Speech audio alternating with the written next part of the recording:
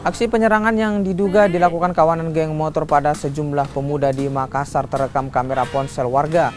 Aksi ini terjadi di depan sebuah minimarket di Jalan Perintis Kemerdekaan, Kecamatan Biringkanaya, Kota Makassar.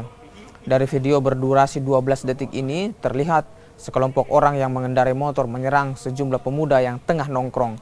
Mendapat serangan mendadak, para pemuda itu langsung berhamburan menyelamatkan diri.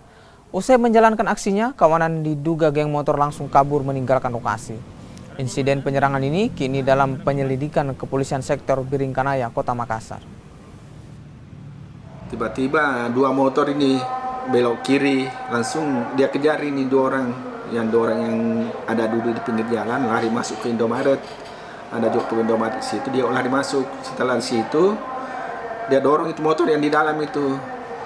Setelah dia dorong jatuh motor, langsung lompat, langsung kabur. Sepintas saja. Dalam peristiwa ini ada korban atau kerusakan atau seperti apa? Tidak ada, karena anak-anak kan lari masuk, motor cuma jatuh, tidak ada yang pecah. Kalau korban yang melapor, tidak ada yang melapor, cuma ada telepon itu malam, jadi kita kan anggota ada standby dekatnya sana.